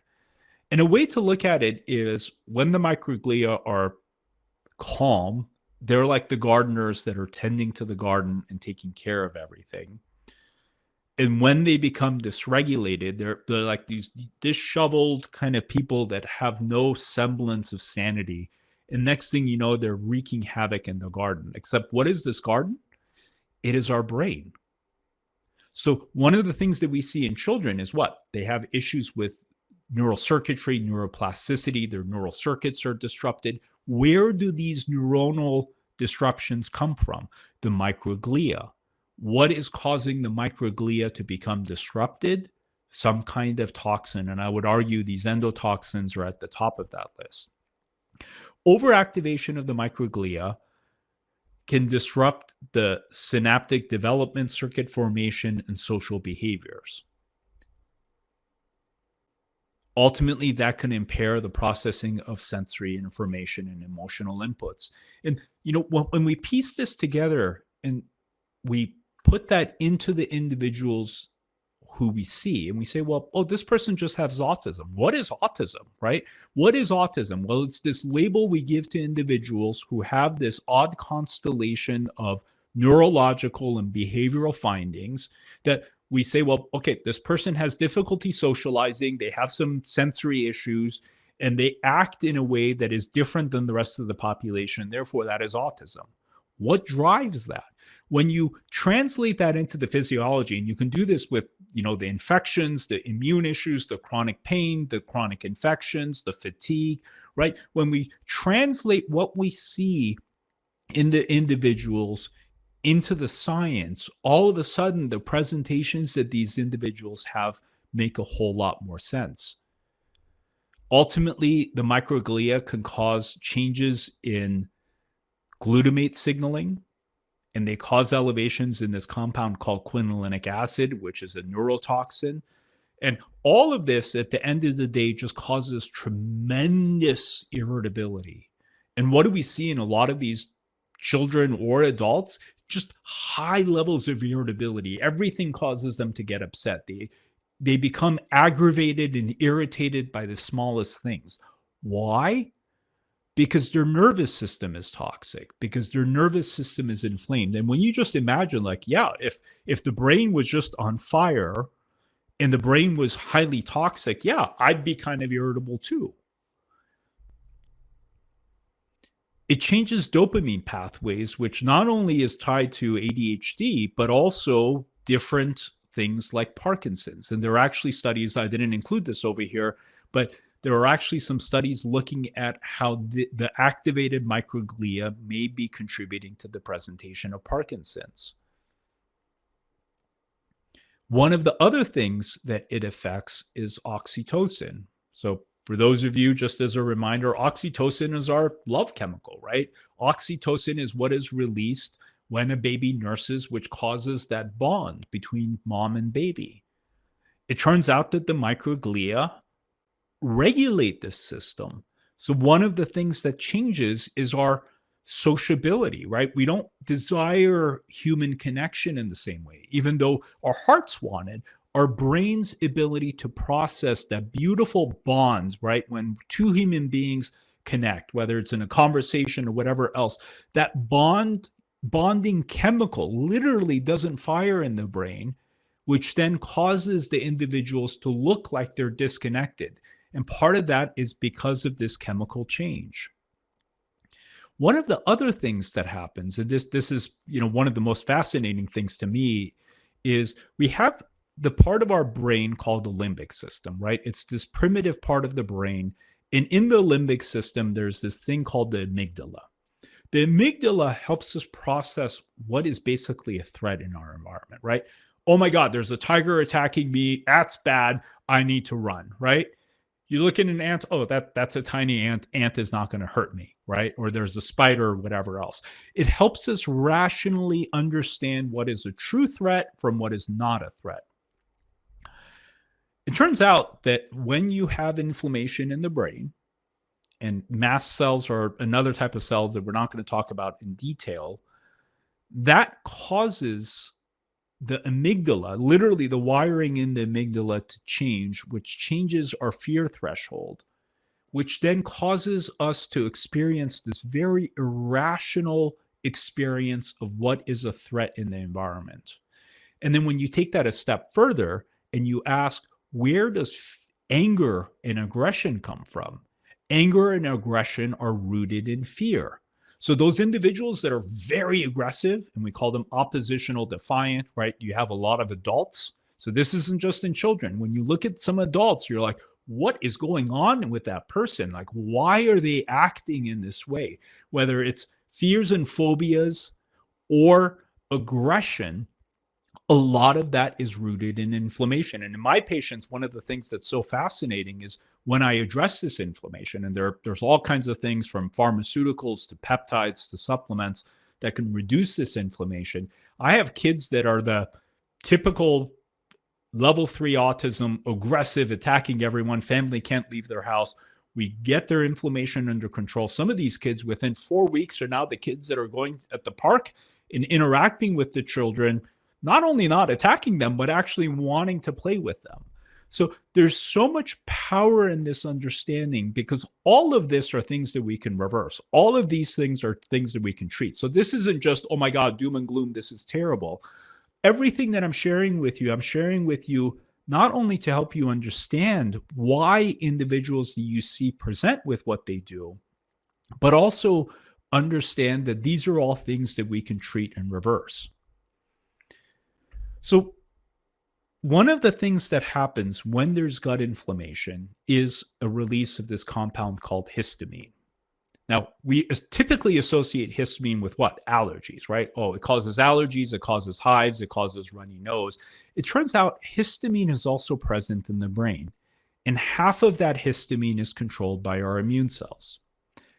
When there is elevations in histamine, it can cause weird neuropsychiatric issues. And I'm going to skip this really quickly, but the other thing that it could do is alter our sensory pathways. So if you pay very close attention, children with autism and frankly, neurotypical children, and I don't treat adults, but I would imagine we see this in adults as well. One of the things that they have are these odd patterns of sensory issues, right? Environments are too loud, clothing is too itchy, smells are too strong, et cetera, et cetera. Where does that all come from? That is all tied to inflammation. And when you add the fear and the anxiety and the irritability, all of these things become part of the same picture. One of the other things that histamine does is it affects our ability to maintain attention, and through that really develop learning and memory, which is one of the things that we also see. It affects sleep. For those individuals where they have a hard time falling asleep, I have kids that take 2-3 hours to fall asleep. And then when they do, they wake up at 2 to 4 in the morning, and it's a very typical pattern. Either they have a hard time falling asleep, and or then they wake up in the middle of the night. Some of them can go back to sleep. Some of them are up for 2 or 3 hours. Why do these individuals have such weird sleep patterns? That is all tied to histamine, because histamine is one of the things that modulates our sleep and wakefulness. Think of it in a different way. When you take diphenhydramine, right? We call it Benadryl in the US. When you take diphenhydramine for allergies, what happens to most people? You pass out, right? You take diphenhydramine, boop, you're asleep. Why does an anti-allergy medication cause us to fall asleep? Because it drops histamine levels. Once it drops histamine levels, it causes us to go into this non-aroused state, causing us to fall asleep. The other thing that it does is histamine affects food intake. It's a satiety signal. So for those, again, I don't treat anorexics, but if you look at these patterns with many anorexics, they're highly anxious. They have a very distorted perception of reality. A lot of them are also having sensory findings, and they have the restrictive eating and plus or minus other findings. A lot of these presentations that we see, not just in the children with autism, but in other individuals, is all tied to the same thing. So what do we do with testing? Sadly, this is where we are. The current state of affairs is basically where we were in the Stone Ages. And we think that our modern technology and our modern diagnostics are so accurate and so effective. They're not. So we're literally in the Stone Ages when it comes to our diagnostic testing. And why I want to set this stage is I see so many people so heavily reliant on their test, and they think, oh, I did this test and this test didn't show anything, therefore there's not a problem. That is far from the case. So why I say this is your clinical eye perception, right? What you see in the person and how they're struggling and why they're struggling ultimately supersedes any test, because all of the tests that you can do for the most part could lie to you. So first of all, biotoxins are impossible to detect through conventional labs. There's no way to directly assess these. So mycotoxins also you cannot directly assess. Organic acid. So for those of you that treat individuals with autism or other neurodevelopmental issues, there's a test called a urine organic acid. You could do it through labs like Mosaic, Genova Diagnostics in the US. For those of you that use these tests, and basically these are tests of the biochemistry, if you're using this to detect the fungal markers, and for those that use these tests know what that means, the accuracy is about 40%. There's a way to test urine, the presence of mult toxins in the urine. The accuracy of these tests, especially in children, is about 50%. If you're lucky, 80%. And one of the things we're going to talk about is how you can use blood testing for higher levels of sensitivity. So this is basically to say, depending on the test you use, you can get a very high false negative rate. Regular labs can oftentimes miss it, but what you can see is iron deficiency and zinc deficiency, because the gut malabsorption can cause a deficiency in these minerals. Anti-nuclear antibodies are common in individuals who are exposed. Why? Because they have this profound immune activation. Because of gut disturbances and systemic inflammation, about 20% of at least the children that I take care of have thyroid antibodies. So these are common tests you can do, and you can see through the CBC, as we talked about before, if you see that neutropenia where there's low neutrophils, that can sometimes be a sign. But let's get into what we can actually do. So these are also, again, signs that you can see. So low RBCs, iron deficiency, low white blood cell counts, sometimes hemoglobin because of iron deficiency. MMP9, I don't know if this is available in Romania and Europe. In the US, this matrix metalloproteinase 9 was something that was found by Dr. Shoemaker. And as a biomarker, so as a serological marker for someone who's been exposed, it's actually a fairly sensitive test. And basically what it's picking up is there tissue disruption taking place? And because mold toxins, biotoxins are very good at disrupting the tissue, this becomes a way to check for this. And if it's available, it's something that you could run as a way to screen via insurance. But one of the things that I want to get into is you cannot rely on urine testing, because many times what you see in the urine is actually because of food. So these are 3 different studies that talked about how mycotoxins can end up in the urine from the diet. So what can we use? And we're going to skip this. So these are all basically tests that you can look at of how diet affects mold toxins. What can we use? The most accurate, currently available way to assess exposure. So now we're talking about, oh my God, this person looks to have signs of exposure, whether it's the recurrent infections, the fatigue, the brain fog, the weird neurological changes that we talked about, the gut issues. How can we test for it? You can't directly test for these toxins, but what we can do is indirectly use the immune system to see if someone has had exposure.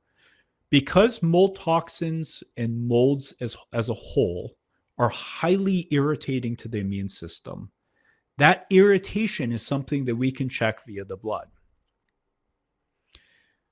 One of the things we can't use is IgE testing. So many times I see conventional providers use allergy testing for mold, and they say, well, the allergy testing didn't show any signs of mold exposure, therefore mold exposure isn't real. This was a study out of Poland where they took 600 children, including 400 that were exposed in a school that was known to have contamination. And what they ultimately found was somewhere around 2 to 4% of these exposed children actually had an IgE response. So if we can't use the IgE response, then what can we do? So one of the tests that we can use is basically IgG. And the study that really brought this to light was sadly a singular study in 2003, where my mentor, Dr. Ari Wojdani, and Dr. Andrew Campbell basically looked at several hundred adults that have had exposure and those that didn't. And what they found was a consistent elevation, especially of the IgG response to the various types of molds and mold toxins. Now, is this 100% no? And there's a lot of disagreement. But one of the things that we can do is use these tests. So my mycolab is available around the world. And what my mycolab uses, which is the primary test that I use, is basically looking at immunological reactions, IgG and IgE reactions to the mold toxins, which is different than the molds.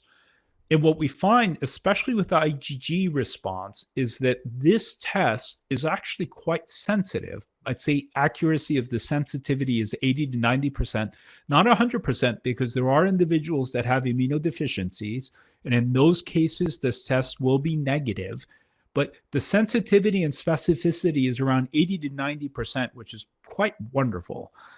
One of the other things you can do, and I think some of the conventional labs will offer this too, is run IgG testing against various molds like Aspergillus, Penicillium, and so forth.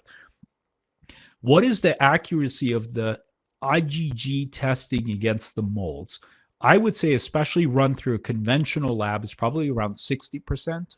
So in cases where you have a family member, client, whomever that doesn't have the ability to spend $400 or $500 on the fancy testing, one of the things you can try is running these through the regular lab if it's available as a way to screen. And for those of you who can go back to the slide and look at the specific molds, Aspergillus fumigatus was one of them.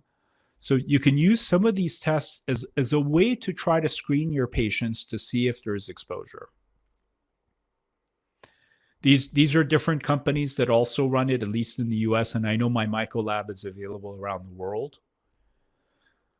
Let's talk about the environment, and we're almost wrapping up here. So one of the things that we can do is, if air testing lies to us, which it does all the time, right, for all the reasons that we talked about, what you can do is use DNA probes on the dust of the home to look to see if there's exposure. So these are 3 different companies that are available worldwide. And what they do is basically they offer a $200-something test that you can use. And it comes with a little Swiffer pad, like a cleaning pad about that big. And you basically take that pad, you don't clean the home for a week, week and a half. You avoid any kind of natural cleaners, chemical cleaners, because those can all disrupt this DNA sampling. And then they give you instructions. After you've let everything sit for a while, you just go and gather a whole bunch of dust from all the places. They tell you exactly how to collect the sample. You gather dust and then you ship it off to the companies. And what they do is they run a PCR DNA test to look for fragments of mold that don't belong in the home. And part of why that is helpful, it's a little small to see, is they're sampling over 30 molds, including common outdoor molds, right? So these are the non-toxic normal molds. And then they also look for things like Stachybotrys, which is right here, or Chetomium, which is right here, which are highly toxic, dangerous molds. And through this very detailed analysis, they can give you an idea of how concerned you need to be about the health of the home, which is one of the easiest and really most effective ways to check. And one of the scores that they give you, which is an easy way to understand if there's a problem or not, is this hurts me score. So Dr. Shoemaker, one of the guys that kind of came up with a lot of this, created this score. And basically the score tells you, oh, you're in a pretty clean zone. And I would argue up to 15 over here is pretty good. Once you start climbing above 15, especially into the 30 range, that's a sign that there's contamination. So if there's limitations on blood testing, right, you can't spend the money to do that. One of the simple things that you can have any family do is just do one of these ERMIs and see if there's contamination in an environment. And if there is, then at least you know what is going on. I wish we had time to talk about everything from, treatments and detox and gut rehab. That is a multi-week long conversation. But I hope what I've done through this presentation is help you, one, understand how to see and identify the exposure. 2, why this exposure matters. What does it do to our loved ones and the patients that we're taking care of? How you can screen for it. Because if you can do that, that changes the game completely. It allows us to see that the exposure is happening because now you can treat it. If we can catch it early enough, we can prevent all of the downstream effects. In some cases, if the person just moves, I've had families where we did nothing. We did nothing. We did no detox. We did nothing. All we did was just have that family find a clean home. Just by having that family breathe clean air that was no longer toxic and making them sick. I've had kids that were starting to look like they had autism, and they were hyperactive and they were irritable, and the family members were getting sick. Mom had brain fog. Dad was fatigued, et cetera, et cetera, et cetera. Just by putting them in a clean environment, the autistic looking child was now happy and comfortable and no longer looking autistic. The parents' allergies went away. The dad's fatigue went away. The mom's brain fog went away, and we did nothing at all. There is that level of power in just helping our community breathe clean air and helping them heal by being in an environment that helps them be able to do that. With that, I want to thank you for taking the time to be a part of this presentation and this webinar. For those of you that are interested, my website, I know they're going to share this in more detail, is there. You can contact me, and as they'll share, part of what I have coming out is a book that will hopefully be released in next year, hopefully Q1 to Q2. And hopefully in the next 6 to 9 months, I'll also open up my mentorship. So for those of you that are interested in getting into the details of testing and treatment and all of those things, that's part of what's available there. So thank you so much. Thank you, Dr. Pejman Katiraei, for the immersive presentation in the theme of mold-related illnesses. Let's have a break and give the word to Jetta to present Zenith's portfolio of products that can support the body in the healing process. Thank you, Dr. Katiraei. Thank you, Alexandra. În cele ce urmează, așa cum v-am obișnuit, o să fac și eu o prezentare cu câteva dintre produsele noastre care pot reduce efectele expunerii la biotoxine și mucegaiuri. După cum ați văzut și pe parcursul prezentării doctorului Katiraei, sunt afectate mai multe sisteme cheie ale organismului. Este afectat intestinul, este afectată capacitatea ficatului de detoxifiere, este afectată producția de energie în mitocondrii. Ați văzut că biotoxinele produc și inflamație, afectează și creierul. Ați văzut chiar acum pe final, a vorbit despre brain fog și alte probleme care pot apărea pe fondul acestei expuneri. Ce facem cu suplimentele? Suplimentele pot să susțină procesele naturale de detoxifiere și refacere, nu pot rezolva cauza, dar pot ajuta organismul să funcționeze mai bine. Prima linie de suplimente despre care aș vrea să vă vorbesc sunt suplimentele noastre din gama de digestie și detoxifiere, suplimente care ajută bariera intestinală și avem aici cel mai cunoscut produs al nostru, Colon Help, primul nostru produs din portofoliu, un regulator și detoxifiant 100% natural, o combinație de fibre și plante aromatice detoxifiante. Avem de asemenea enzimele digestive, bromelaina și papaina, pe care probabil le știți. Avem Digest Help-ul, colobioticul, leaky gut și L-glutamina. O să vedeți că pe slide-urile următoare o să revin la unele dintre ele. L-glutamina este cel mai cunoscut nutrient cu efect pe protejarea barierei intestinale, pe refacerea mucoasei intestinale, pentru că, așa cum am spus, expunerea la aceste biotoxine, la mucegaiuri, poate afecta integritatea mucoasei intestinale. L-glutamina, după cum o vedeți aici în imagine, L-glutamina de la Zenith este un supliment 100% vegetal, este un supliment sub formă de pudră care ajută la repararea mucoasei intestinale, o protejează și ajută la refacerea ei. Un alt supliment foarte bun și foarte interesant este Leaky Gut Health. Ați văzut că problemele intestinale, sindromul Leaky Gut a fost menționat și de domnul doctor Katiraei. Aici avem o formulă originală, unică pe piața românească. Este o formulă care reunește unele dintre cele mai studiate ingrediente cu acțiune pe susținerea sănătății gastrointestinale și reducerea efectelor sindromului Leaky Gut. Avem în acest produs glutamină, glucozamină, avem lemn dulce deglicirinizat, avem aloe vera, ulm roșu, albă mare și hesperidină. Produsul se prezintă tot sub formă de pulbere. Are un gust natural, ușor dulce, poate fi folosit, cum spuneam, în sindromul Leaky Gut, poate fi folosit și de către persoanele care au diferite intoleranțe alimentare, tocmai pentru că ajută la refacerea mucoasei tractului digestiv. Spuneam că avem lemn dulce deglicirinizat. Este important de menționat acest lucru pentru că, fiind deglicirinizat, nu afectează tensiunea.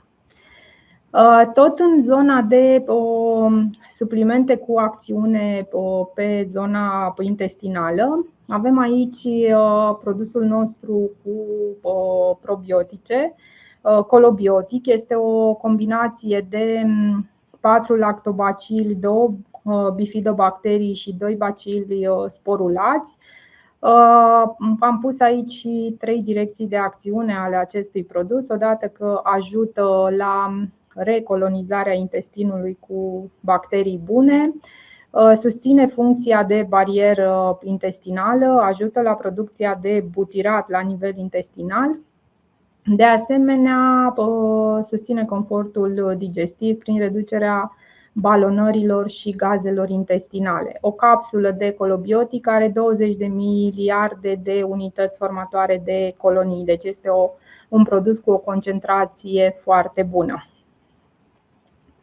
Tot pe zona intestinală putem folosi antifungice și antimicrobiene naturale. Am pus aici 2 dintre produsele care au această acțiune. Primul este Golden Seal, un antibacterian și antiinflamator care ajută la menținerea sănătății și funcționalității mucoaselor, inclusiv la sănătatea și funcționalitatea mucoasei intestinale. Iar alături de el este monolaurinul. Monolaurina este extrasă din nucă de cocos și este un antifungic, antibacterian intestinal, un produs cu acțiune antivirală foarte utilizat de practicanții de medicină funcțională. Spuneam la început că expunerea la biotoxine afectează pe de o parte intestinul, dar afectează și ficatul și atunci avem nevoie de a susține detoxifierea și protecția ficatului. Printre cele mai cunoscute ingrediente cu acțiune pe protecția ficatului, ingrediente pe care le regăsiți și în portofoliul nostru, este silimarina, cel mai cunoscut hepatoprotector natural, N-acetilcisteina, recunoscută pentru susținerea detoxifierii, acidul alfa-lipoic, care este un antioxidant puternic, fosfolipidele, seleniul, iarăși un antioxidant. În portofoliul nostru avem 2 formule concentrate pentru protecția ficatului. Punctul de plecare la ambele este silimarina. Avem aici silimarin forte, care este o formulă concentrată de silimarină, conține doar silimarină, și avem produsul Liver Help Forte, care conține silimarină, dar pe lângă silimarină conține și unele dintre ingredientele pe care le-am menționat anterior: N-acetilcisteina, acidul alfa-lipoic, fosfolipidele, seleniul. În funcție de rezultatele pe care le urmăriți, dacă doriți doar un aport concentrat de silimarină, atunci puteți alege silimarin forte, o concentrație de 300 de mg de silimarină pe capsulă, sau Liver Help, o formulă concentrată cu acțiune complexă pe sănătatea ficatului. Tot pentru protecția ficatului, pe lângă cele două formule menționate anterior, avem și acid alfa-lipoic monoingredient. Cum spuneam, este un antioxidant puternic. Și avem și un produs cu N-acetilcisteină, la fel monoingredient, un produs care susține detoxifierea și eliminarea metalelor grele. Spuneam la început că expunerea la toxine, biotoxine afectează și producția de energie în mitocondrii. Aici am selectat câteva dintre produsele noastre care susțin producția de energie. Avem în primul rând coenzima Q10, care susține producția de energie la nivel celular. În portofoliul nostru sunt două produse cu coenzima Q10. Cei care ați mai participat la webinarele noastre știți că le-am prezentat de mai multe ori. Avem o coenzima Q10 simplă și o coenzima Q10 de brand, coenzima Q10 Caneca. Aceasta este gold standard în materie de coenzima Q10. Este cea mai studiată coenzima Q10 la nivel internațional, cu un grad de puritate ridicată și cu o absorție foarte bună. Pe lângă coenzima Q10 avem glutationul, care este indicat în combaterea stărilor de oboseală și pentru susținerea detoxifierii. Am mai pus aici unul dintre magneziile noastre, produsul cu magneziu malat, care la fel este implicat în producția de energie, dar și produsul B-complex, complexul de B-uri din portofoliul Zenit. B-urile sunt implicate în metabolismul energetic. Despre complexul nostru de B-uri, ce pot să vă spun este că avem forme bioactive și bioidentice ale celor 8 vitamine B esențiale. Le vedeți aici în jurul produsului menționate. Pe lângă vitaminele B, B1, B3, B5, B7, B9, B2, B12 avem 3 cofactori. Sunt doze fiziologice din fiecare vitamină. Doza de utilizare este o capsulă pe zi. Fiind vorba despre doze optime fiziologice, este o formulă potrivită pentru utilizare zilnică și pe termen lung. Ceea ce este important este că avem forme metilate, avem metilfolat și metilcobalamină. La B12 avem 3 forme de B12, 3 forme bioactive. Pe lângă metilcobalamină avem și hidroxocobalamină și adenozilcobalamină. Cred că este singurul produs de pe piață care are toate cele 3 forme de B12 și care poate fi folosit și de către persoanele care au deficit de MTHFR. Toate acestea formula a fost gândită pentru o absorpție și o utilizare optimă. Următoarea zonă în care ne oprim este inflamația și stresul oxidativ, pentru că toate acestea, nu doar expunerea la biotoxine, ci și stresul și alimentația produc inflamație și stres oxidativ, iar aici am ales o serie de produse care sunt recunoscute pentru efectul lor antiinflamator. În primul rând curcumina, și am pus 2 dintre produsele noastre cu curcumină, Longvida Brain Curcumin și Curcumin Meriva.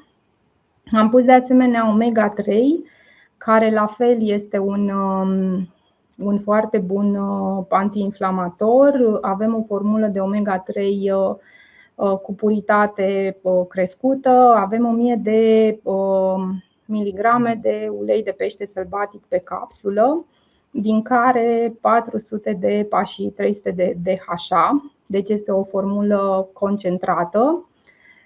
De asemenea, am selectat aici seleniul ca antiinflamator și antioxidant, cum spuneam și mai devreme, și boswellia, care la fel este un foarte bun antiinflamator. Pe lângă acțiunea sa pe confortul articular, acționează și ca antiinflamator sistemic. În ceea ce privește sistemul nervos și claritatea mentală, la fel, în portofoliul nostru, eu am pus aici doar 4 produse, dar sunt mult mai multe care ajută sistemul nervos și care susțin concentrarea. Din nou, Longvida Brain Curcumin este o variantă de curcumină studiată pentru capacitatea sa de a trece bariera hematoencefalică, deci ajută la reducerea inflamației și la nivelul sistemului nervos, ajută și ca protector antioxidant. Am pus de asemenea Lion's Mane, dar o să-l vedeți și pe slide-ul următor. Este un supliment care susține funcția cognitivă și neuroplasticitatea.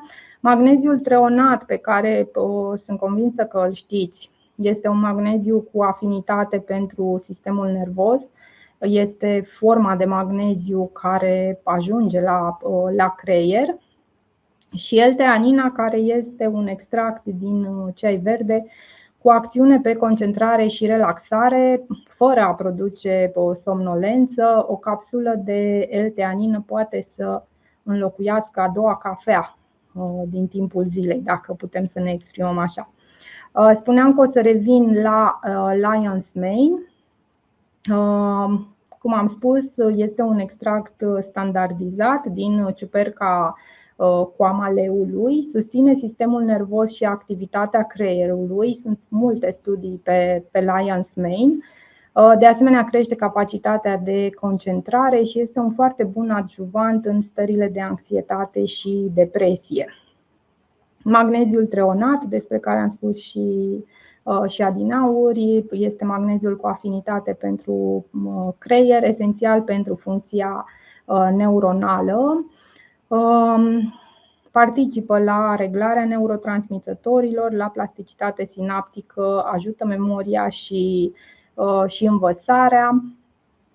Ceea ce este foarte important este că aici avem un ingredient de brand, macteinul. Este o formă de magneziu treonat studiată. Beneficiile sale au fost demonstrate prin studii.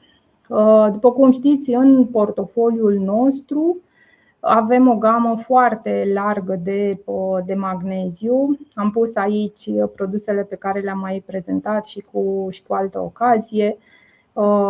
Magneziul bisglicinat, pe care îl știe toată lumea, macteinul despre care am vorbit adineauri, magneziul citrat, cel care are acțiune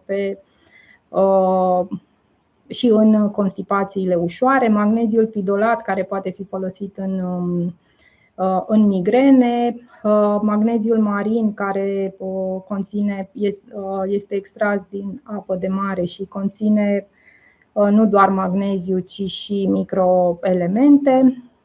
Magneziul malat, despre care am spus mai devreme că este implicat în producția de energie, și tauratul, magneziul taurat, care este forma de magneziu recomandată pentru sănătatea inimii. Ceea ce este important de spus despre gama de magneziu de la Zenit este că avem ingrediente certificate, că au solubilitate crescută, biodisponibilitate optimă, au calitatea cu care v-am obișnuit de fiecare dată. Ca de obicei, vă invit să intrați în comunitatea noastră de pe Facebook. De asemenea, să vă abonați la newsletterul nostru și dacă vă place de noi, dacă apreciați produsele noastre, dacă ați participat la webinarele noastre, ne-am bucurat tare mult dacă ne-ați lăsat și nouă un review pe Google. Iar în final, ca de fiecare dată, am pregătit și un cod de reducere la produsele selectate. Sunt un pic mai multe produse decât cele pe care le-am prezentat eu mai devreme. Codul de reducere este DETOX20, detox de la detoxifiere, și este valabil din seara asta până mâine seară la ora 20. Cam aceasta a fost prezentarea mea. Acum cred că putem trece la întrebări. Mulțumim, Geta. Dr. Katiraei, Yes. should we start? Sure. All right. So we'll start in the order that we received the questions. The first one. If there was prolonged exposure to mold, should I have some tests done before? Should I have some tests done about 4 years after leaving the environment? So at that point, really, the main thing for anyone to understand is, presuming someone is now sick, right? So if they've left the mold and after 4 years, they're still unwell, one of the first things I would do is, if they haven't already, just use one of these Hermes to make sure their current living space is, clean enough. One of the other things is, I think I shared with you the link to the Substack. So I have a Substack that I posted now probably a year and a half ago that includes various other tests that I didn't include in this presentation that you could use to get a better understanding of your gastrointestinal tract, your systemic immune response, and just your overall kind of physiological health. Because usually individuals that have been exposed and now 3 or 4 years out, they're still unwell, they're still fatigued, they have brain fog, they have inflammation, etc. They have other imbalances that have taken place, right? Their immune system is compromised, their gastrointestinal tract is compromised. And part of what that Substack does is, it's a discussion on children, but many of the tests could be used for adults. You can use these tests, many of whom should be available easily in Romania, to basically check your systems and to see where the issues and imbalances are, to then figure out what treatments you need to help get better. Thank you. I just posted on the chat your Substack link. Okay, next question. If my beta-D-glucan was very high in my blood, but my gut microbiome test had 0 candida or other fungus, exposure to mycotoxins could be a reason. Yes, and you cannot rely on stool testing in any way, shape, or form to look for fungal overgrowth. From what we can surmise, most of the fungal overgrowth probably happens in the higher up parts of the intestine, the small bowels, the upper parts of the colon. When we do a stool test, we're looking at what is happening in the very end of our colon. And at least in my experience, I have yet to see any of the stool tests accurately pick up candida or any of the fungal overgrowth. So you cannot rely on the stool testing. We don't have testing in the US for beta-glucans in the blood. So whether it's those or other markers, those are far more accurate in really establishing if there's still a fungal problem in the gut. Okay, what can you do if you can't move out of a home where you're chronically exposed to toxins? That's somewhat complicated, and it really depends on your body and how resilient it is and how much contamination there is. So there are some individuals who have become so sick that their ability to fight the toxicity is very, very low. And in some of these cases, it's really hard to heal in an environment that's, still contaminated. I would say 70% of the time, the contamination is not severe enough and the person's body is strong enough to the point where you can still do a lot. I was listening to some of what you were sharing, and like Suleiman, and some of the things that I was able to understand are actually fantastic ideas. So I think there's a lot of wonderful recommendations that were given. If you go to iseai.org, it is a website that actually has a lot of resources on how you can clean your home. So there's ways to do deep cleaning where basically you just remove as much stuff as you can out of the house.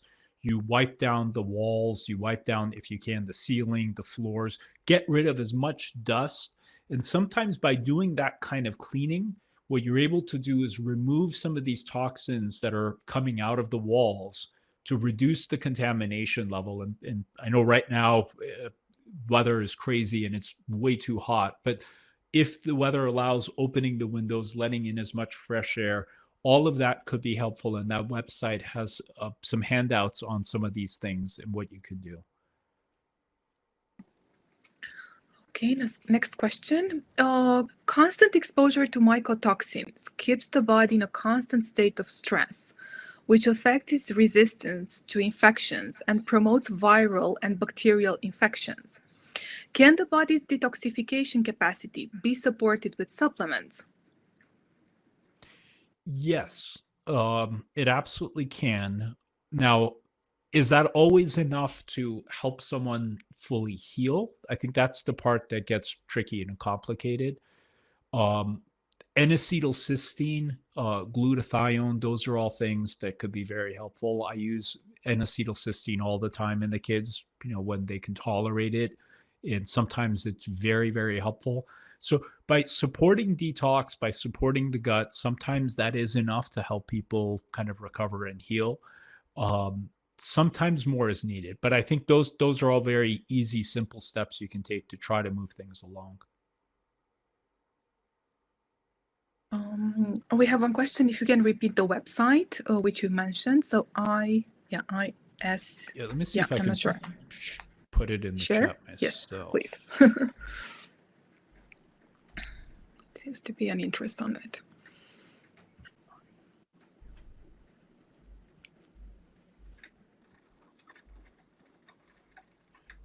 So let me see here.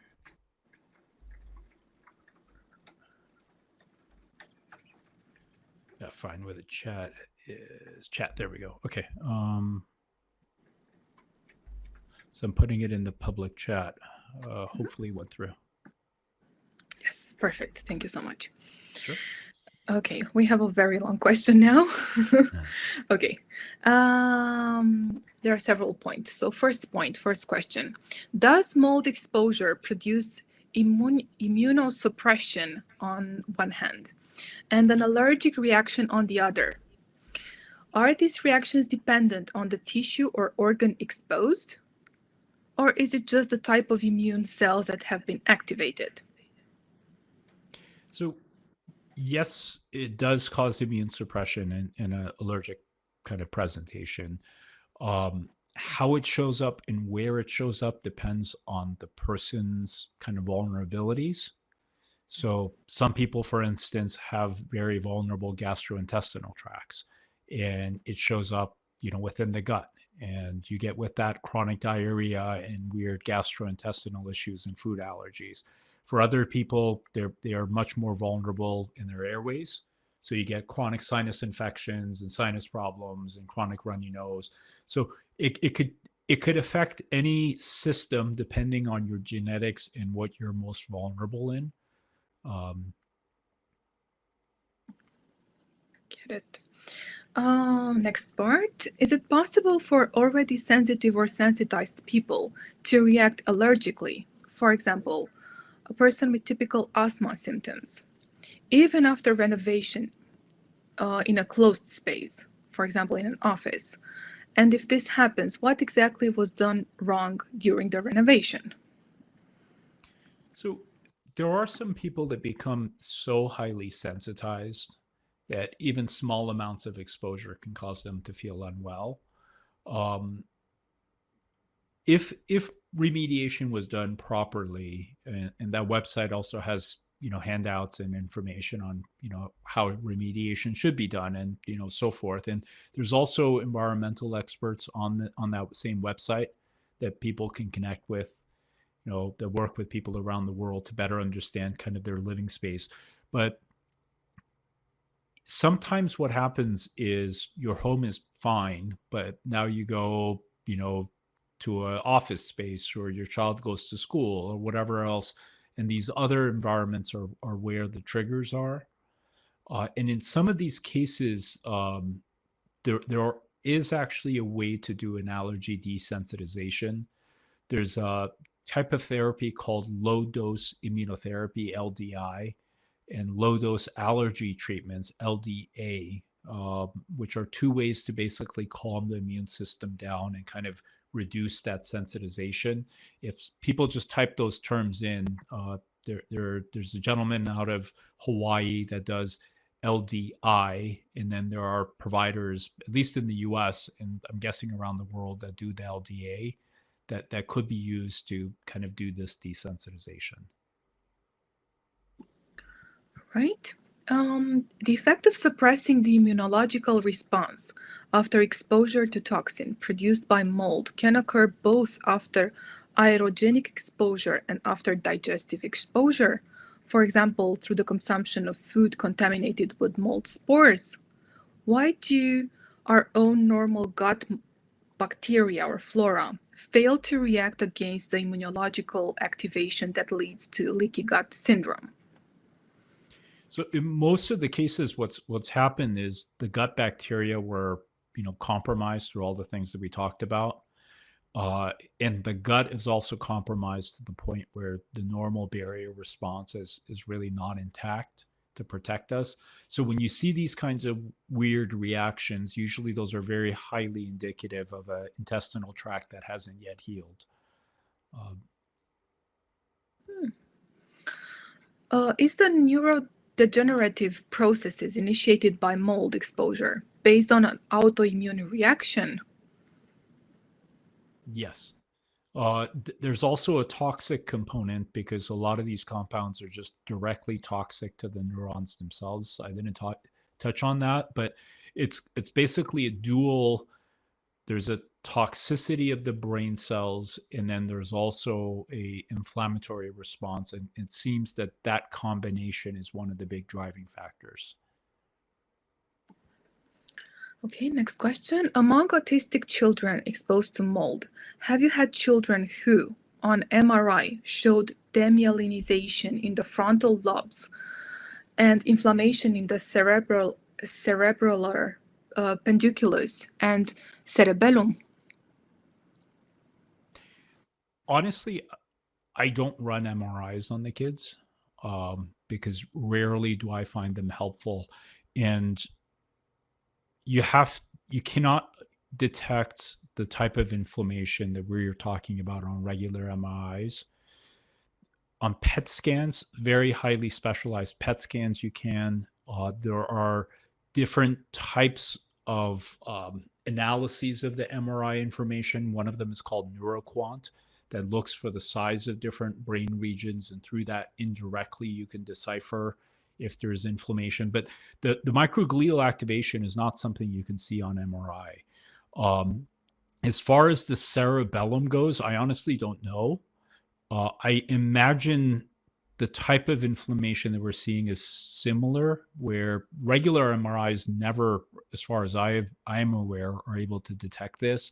And frankly, after years and years of seeing kids get MRIs, and pretty much every time the MRI looks normal, I don't find the reason to order them, especially, considering you have to sedate many of these children. So most of the time you can't see this inflammation on regular neuroimaging. Thank you very much. These Sure. were the questions posted in the Q&A section. Okay, we have one more, 1 second. Okay, could repeated administration of penicillin in childhood due to repeated tonsillitis influence the gut? Yes, for sure. I would also argue that it's not enough by itself to disrupt the gut. It's usually what's happening is the child is getting all of these repeated bouts of tonsillitis because of the environmental exposure. The environmental exposure disrupts the gut, disrupts the microbiome. You add antibiotics on top of that, then everything starts falling apart because now there's multiple things coming together to disrupt the gut. But like a single round of antibiotics or 2 rounds of antibiotics for a healthy child should not disrupt their gut. It's when multiple other things are at play that you get issues. Great. So these were the received questions. Thank Wonderful. you very much. Thank you My so pleasure. much, Dr. Pejman Katiraei, for tonight's webinar. And we hope to see you again in Better Medicine. Sounds great. Yeah. So we'll keep in touch, and Yes. we'll announce our public when you'll be again with us. Great. Thank you so much. Take care. Thank you very much, Dr. Katiraei. Mulțumim foarte mult, Alexandra. Mulțumim foarte mult tuturor celor care au fost alături de noi. Acesta este ultimul webinar din sezonul ăsta, cum spuneam. Ne revedem la toamnă. Citiți newsletterele noastre, urmăriți postările noastre, pentru că vom avea multe surprize și din toamnă și sperăm că webinare la fel de interesante. Mulțumim foarte mult, vacanță plăcută tuturor. Thank you again. Have a nice evening. Bye. Bye. Bye.